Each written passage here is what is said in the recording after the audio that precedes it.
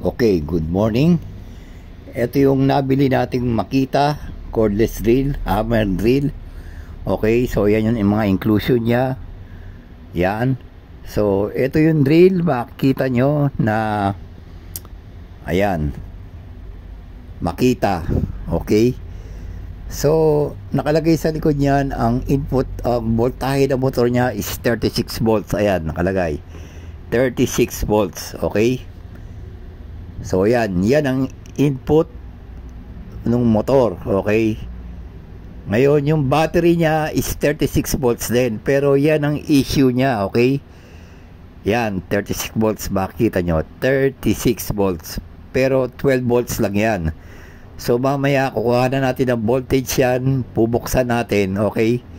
So kaya itong itong drill na to mahinang umikot.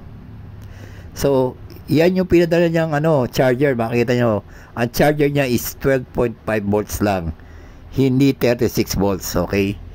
So ayun, so nasa bandang gitna, kung mapapansin nyo, nakalagay 12.5 volts. Ayan, nasa may ilalim ng tab ko. Sana luminaw pa. Okay, ipofocus natin maigi yung camera. Okay, makita nyo 12.5 volts lang. Ayan. So bakit siya magpapadala ng charger na 12.5 volts lang kung ang battery niya is 36 volts and kung ang input na motor niya is 36 volts, di ba? So yan ang issue niyan. Babaya makikita nyo. So yan yung ad, okay, sa online shop. Yan yung ad niya. So gumawa ako ng review. Yan, nakalagay dyan, hindi siya 36 volts kundi 12 volts lang nga siya. Tapos nakalagay dyan, mahina siyang umandar. Okay, madaling malobat, pati yung hammer niya mahina din. Ang ginawa ni seller, dinilit niya agad yung review ko. Okay, and wala siyang reply. Hindi siya nag-reply sa akin kung bakit ganun yung drill na pinadala sa akin. Okay, so yan yung battery. Charge muna natin dahil dahil lobat pa siya. Okay, so yan yung 36 volts na sinasabi niya. Ang gamit nating charger is 12.5 volts. Ayan, di ba? 36 volts siya, balino pa yan. Ayan, so lobat pa, red pa. Okay, gamit natin yung charger na 12.5 volts. Yan. So ayan, fully charge siya, kulay green na. Okay, ayan, makita nyo. Mamaya kukuha na natin siya ng voltage and bubuksan din natin. So makikita nyo kung ilan lang ang battery nga sa loob niya at kung ilan ang input na bawat isa. Ayan, fully charged siya. Yan, diba? 12.5 volts, 36 volts daw siya. So eto na. Okay, yung multimeter natin nakaset sa DC. Ayan. So kukuha na natin ang voltage ngayon itong battery. Ayan.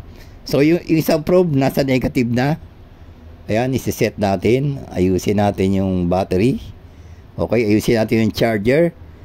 Yung multimeter, I'm sorry. So ayan, yung probe ilalagay natin sa positive. Makikita natin kung ilang voltage yan. Ayan, 12.35 volts, diba? So yan ang issue niyan. So kaya parati buwabaksak yan ng 11 volts, kaya mahina ang ikot ng motor. Parati madali siyang malobat. Yung panghammer hindi ko nga magamit eh. So yan, nagagamit naman, kaso ganyan, palit ng battery, karga ka ng karga. Yan ang yan epekto niya. Yan 36 volts. Ayan, 36 volts daw yan. O eto, 36 volts, di ba? Pero makikita nyo ang output lang niya fully charged 12.35 nga lang eh. Yan.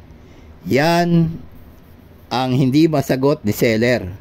Okay, kung bakit ganyan yang binibenta niya ang Makita cordless drill.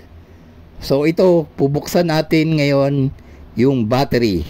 Ayan. So ayan, tinanggal ko na yung screw niya. Okay, so ayan, buksan natin dahan-dahan. Makikita nyo kung ilan lang ang battery nito. Makikita nyo kung ilan ang voltahe bawat isa. So yan, meron niyang spring, tanggalin natin. Okay, so yan, buksan natin sa loob, iangat natin dahan-dahan. Ayan, makikita nyo na 3 battery lang siya. At kung mapapansin nyo, meron pa siyang 2 slot. Yan, okay, na pwedeng lagyan ng mga battery, okay.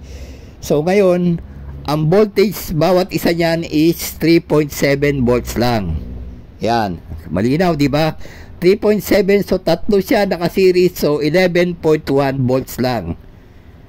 So mabagal talaga ang ikot niya dahil ang hinihingi ng voltage ng motor is 12 volts. Ayan, malinaw yan, di ba?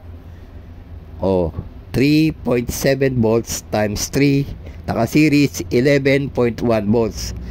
So miski bagong charge mo siya, bumabagsak kagad ng 11 volts yan. So yun ang yun ang complaint ko diyan. Nagagamit mo kaso hindi mo magamit sa pang heavy duty, okay? So ang isang solution na nakikita ko diyan is papalitan ko yung battery ng mataas ang milliampere. Yan ang isang solution yan. Pero 11 volts pa rin. Okay, 11 volts. So kung dadagdagan mo naman ng isa, magdadagdagan ng isa, isi-series mo another 3.7, ang mangyayari dyan is aakyat siya ng 14 something volts. So yan, maaaring bumili yung kadar niya, pero hindi ko alam kung iinit itong motor dahil 12 volts lang siya. Tatanungin ko yung technician na kaibigan ko, so bago ko yan gawin. Ayan, di ba? So yan ang issue niyan. Yan, kaya kung makaka-encounter kayo yung ganyan, babaga na kayo. Yung hammer hindi nyo talaga magagamit, okay? So yan. Yan ang solusyon na iniisip ko. Okay, so sana po nakatulong tong video na to sa inyo. Okay, at nakita nyo talaga kung ano ang voltahe nito. Nakita nyo kung ano yung laman ng loob ng battery niya. So salamat po. Thanks for watching and God bless.